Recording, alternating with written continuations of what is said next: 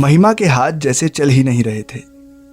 Kitchen में जाती, लेकिन फिर थोड़ी देर में बाहर आ जाती।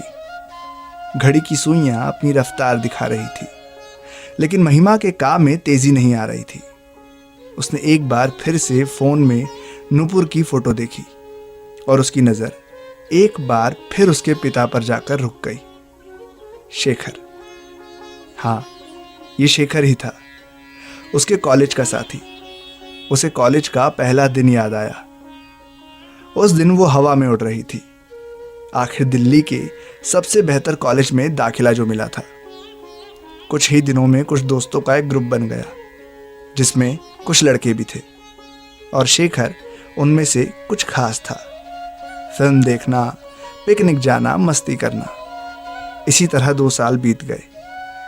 तीसरे साल में आने के बाद शेखर ने एक दिन उसे अकेले कॉफ़ी के लिए बुलाया। शेखर से वो हमेशा सब दोस्तों के साथ ही मिलती थी। ये पहली बार था वो शेखर से अकेले मिल रही थी। दिल का धड़कना स्वाभाविक ही था। जिसकी उम्मीद थी वही हुआ। शेखर ने उससे कहा कि वो उससे बहुत प्यार करता है और शादी करना चाहता है। महिमा को तो जैसे मन की मुराद ही मिल गई थी। नए सपने संजोते हुए दिन पंख लगाकर उड़ रहे थे। एक दिन क्लास में चपड़ासी आया और कहा कि उसे ऑफिस में बुलाया है। वो जाने लगी तो साथ में शेखर भी आ गया। ऑफिस में पता चला कि इस साल से सरकार एससी कोटे के छात्रों को स्कॉलरशिप दे रही है, जिसमें महिमा का भी नाम था। महिमा बहुत खुश हुई। शेखर ने सुना तो थोड़ी देर तक चुपचाप इधर उधर देखता रहा। महिमा ने पूछा, क्या हुआ?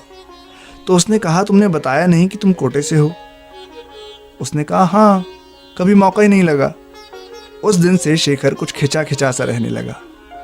बहुत पूछने पर उसने बताया कि उसके घर वाले एक छोटी जाति वाली लड़की से शादी के लिए राजी नहीं होंगे। ये सुनकर महिमा की धड़कन जैसे रुक सी गई। उसने कहा, हम मनाएंगे उन्हें। लेकिन शेखर ने कहा, नहीं, हमारी बिरादरी बहुत बड़ी है और इतनी एडवांस भी नहीं, कोई नहीं मानेगा। हमें अब भूल जाना चाहिए एक दूसरे को। महिमा ने आंखों में आंसू लिए बस इतना ही कहा, शेखर, हमारे प्यार का क्या? ये जात पात क्या उससे बढ़कर है? शेखर ने कुछ जवाब नहीं दिया और चला गया। तभी दरवाजे की घंटी से महिमा जैसे नींद से जगी। उसने दरवाजा खोला तो सामने उसका बेटा आकाश और नुपुर थे। बहुत प्यारी थी नुपुर। उसने झुककर महिमा के पैर छुए तो महिमा ने भी उसे बाहों में भरकर गले से लगा लिया और प्यार से उसके सिर को सहलाया। सामने शेखर को आते देख महिमा नुपुर को लेकर अंदर आ गई और किचन में चली गई। महिमा पानी लेकर बैठक में आई तो आकाश ने शेखर से कहा, अंकल, ये है मेरी प्यारी मम्मी महिमा अरविंद कुमार। शेखर ने फोन से नजरें हटाते हुए खड़े होकर महिमा की ओर देख हाथ जोड़कर जैसे ही नमस्ते किया, एक पल को जड़वत ही हो गए। नुपुर के पुकारने पर जैसे होश में आए। तभी महिमा के पति अरविंद भी आ गए। नुपुर से मिलकर वे भी बहुत खुश थे। महिमा ने नुपुर को पूरा घर दिखाया। थोड़ी ही देर में वो महिमा से घुल मिल गई।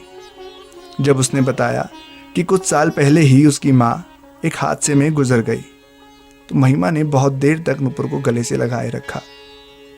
खाना खाने के बाद सब आइसक्रीम खा रहे थे।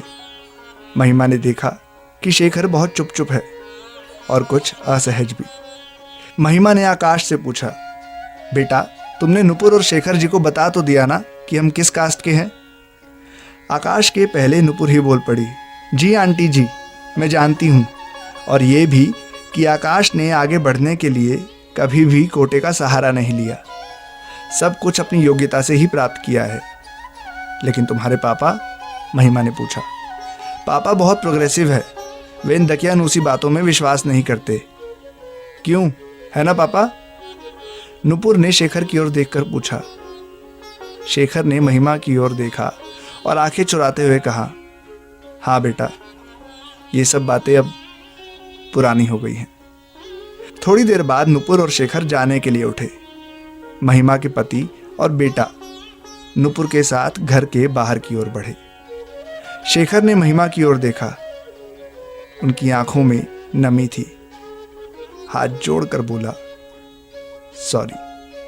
महिमा ने भी नमस्कार की मुद्रा में हाथ जोड़ दिए और गर्व से गर्दन उठाकर कहा, थैंक्स इतनी प्यारी बेटी देने के लिए।